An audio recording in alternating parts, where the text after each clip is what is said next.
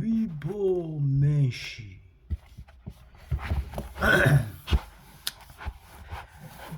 위보메시를 읽어드리도록 하겠습니다. 얼마 안 남았네. 도덕적 기준은 유행이다.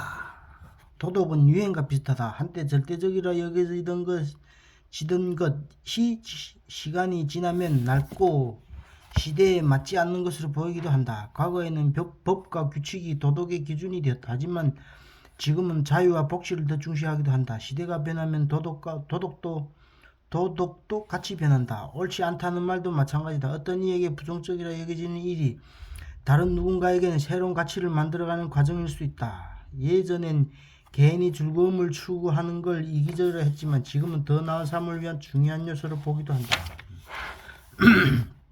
결국 도덕은 절대 고정된 기준이 아니라 시대에 따라 움직이는 유연한 지도 같은 것이다. 중요한 건 과거 도덕을 그대로 담습하는 게 아니라 지금 시대가 요구하는 새로운 가치를 찾아가는 일이다. 변화는 늘 불편하고 혼란스럽지만 그 혼란 안에서 더 나은 방향이 생겨난다. 과거를 맹목적으로 따르거나 지금의 도덕을 절대적인 것으로 여기기보다 우리는 변화 속에 스스로의 기준을 만들어 가야 한다. 도덕을 너무 무겁게 여길 필요 없다. 우리 모두는 시대 흐름 속에서 배우고 성장하는 중이다. 오늘의 기준이 내일 달라질 수도 있음을 받아들이는 순간 도덕은 우리를 얽매이는 족쇄가 아니라 길을 밝혀주는 조명이 될 것이다.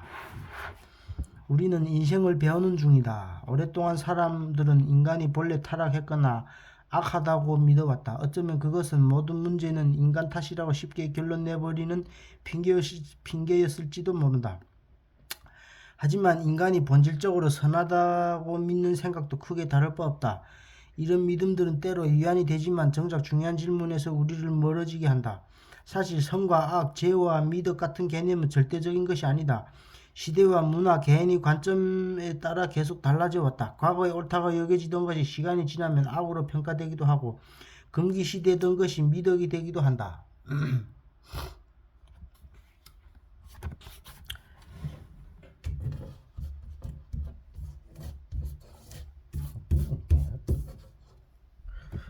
그렇다면 중요한 건 이런 개념에 얽매이지 않고 그 너머를 바라보는 것이다. 자신을 탐구하고 진실을 찾으려는 사람은 불필요한 도덕적 굴레에서 자유로워진다. 실수조차도 성장의 일부로 받아들인다. 또 실수했지만 그래도 배울 게 있겠지라고 생각하면 마음이 한결 가벼워지고 세상이 조금 더 분명하게 보이기 시작한다.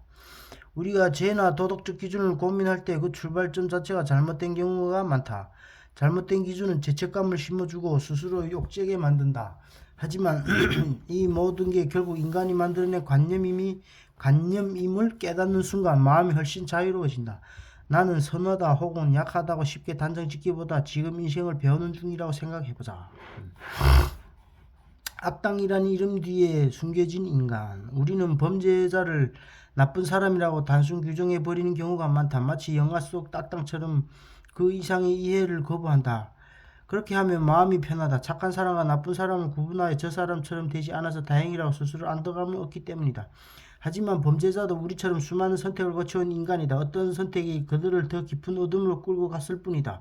그들의 행동만 보고 판단하면 그 선택의 배경과 이유는 영영 놓치고 말 것이다. 예를 들어 누군가 도둑질을 했다면 단지 나쁜 사람이어서일까? 아니면 절박한 상황에서 그렇게 할 수밖에 없었던 걸까? 물론 모든 범죄를 이런 식으로 설명할 수는 없다. 그러나 이유와 맥락을 이해하려는 노력은 중요하다. 그들 역시 악의 하신이 아니라 삶의 무게를 견디다 무너진 사람일 수도 있다. 우리가 쉽게 찍어버리는 낙인은 사실 이 이해를 가로막는 장애물이다. 그저 나쁜 사람이라고 단정짓는 순간 그의 이야기를 들을 필요도 그의 인간성을 들여다볼 이유도 사라진다.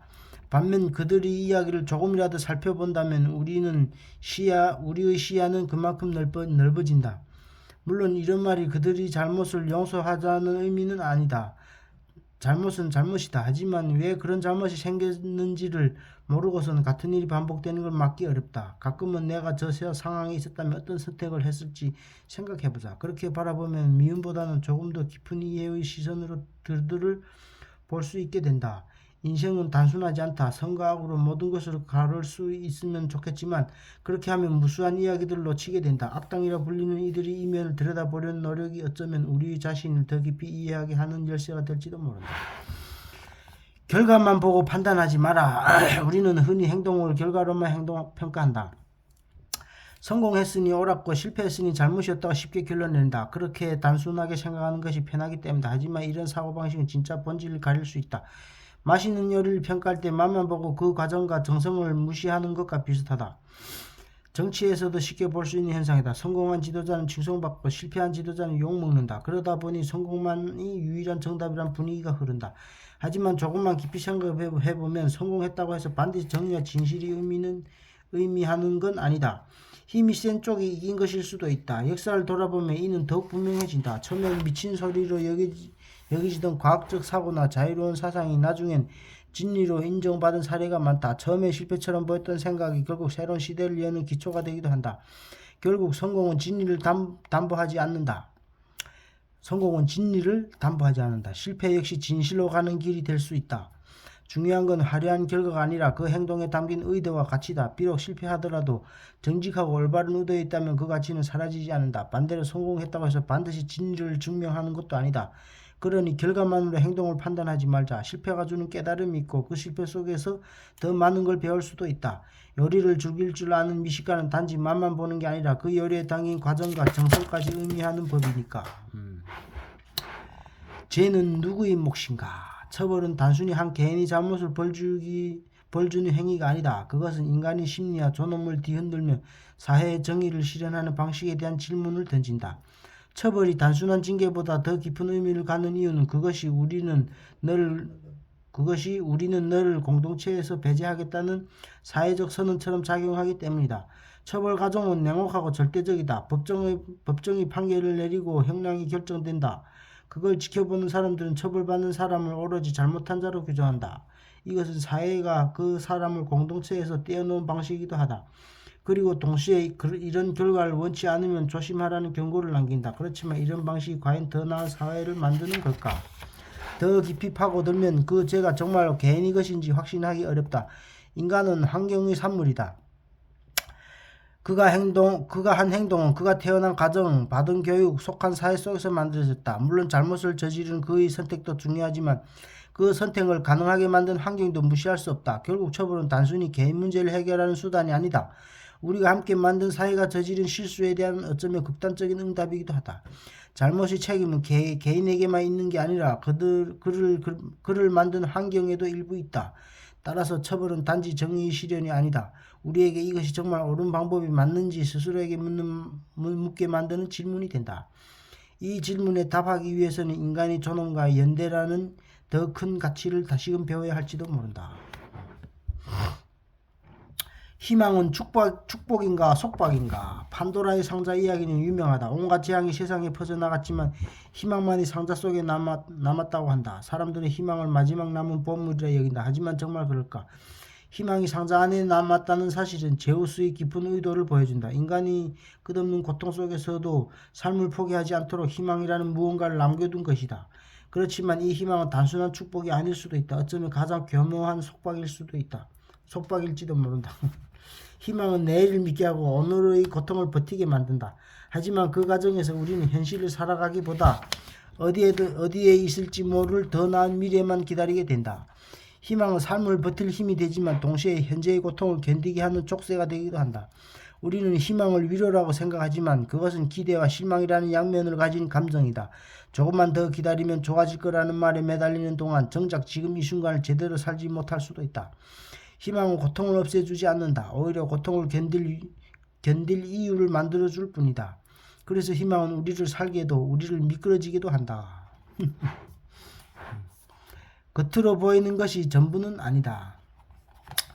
우리는 종종 사람의 행동을 단순하게 판단한다. 누군가 크게 웃으면 즐겁거니 하고 화를 내면 그냥 화가 났나 보다 생각한다.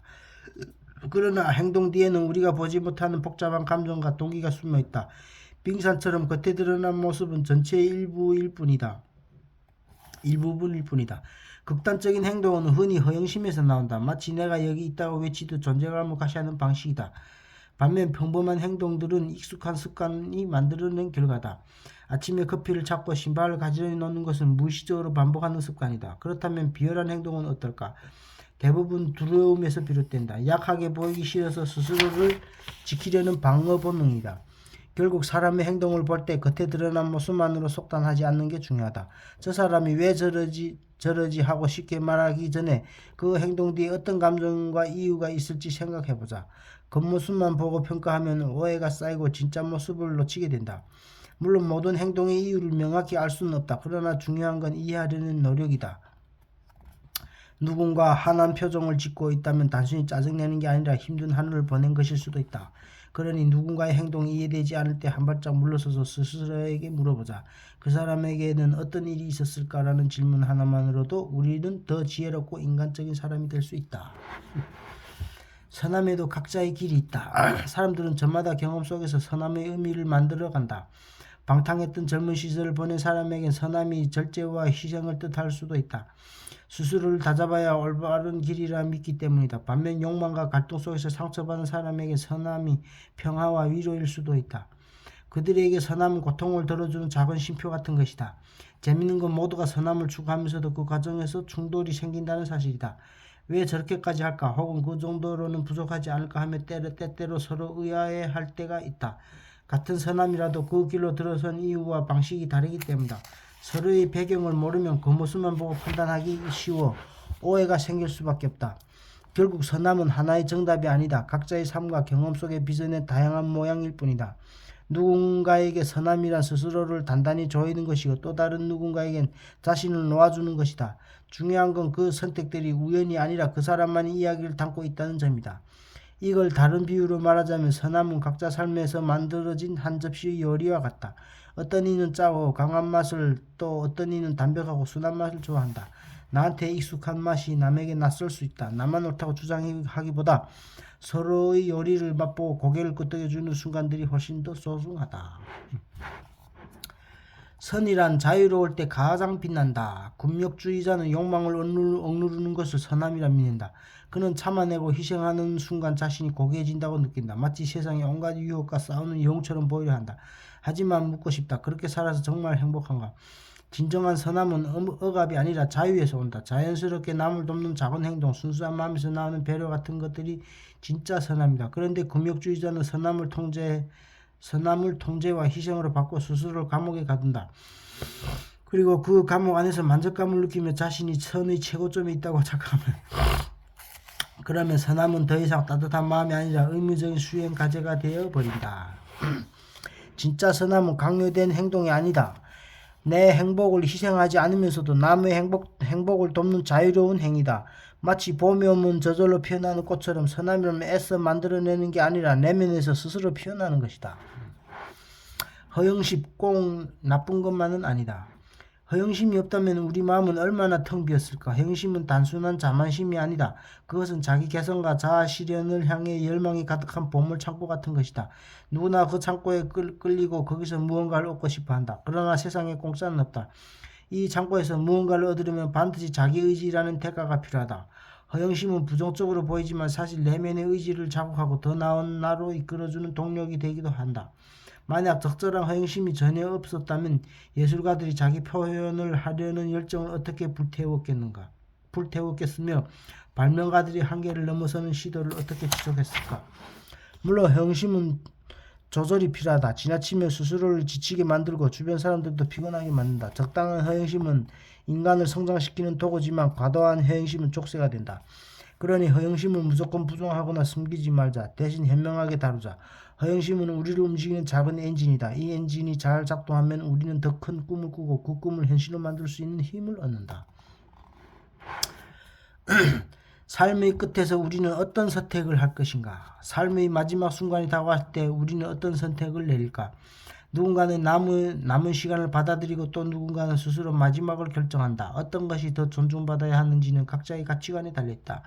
옛 철학자 특히 스토아 학파는 자신이 목숨을 스스로 거두는 것을 절망이 아니라 이성의 승리라 여겼다. 그들은 죽음을 두려워하기보다는 삶의 한 부분으로 받아들였고 삶의 의미가 퇴색되었다 느낄 때 스스로 끝을 맺는 결단을 내리기도 했다. 그것은 도망이 아니라 마지막까지 자기 삶을 주도했다는 점에서 일종의 존경을 받았다. 반면 현대 사회에서는 생명을 연장하려는 노력을 우선시한다. 삶의 질이 크게 떨어져도 의학의 힘으로 시간을 더 확보하려 한다. 이는 생명에 대한 애정이기도 하지만 때로는 불필요한 고통을 더 늘리는 결과가 되기도 한다.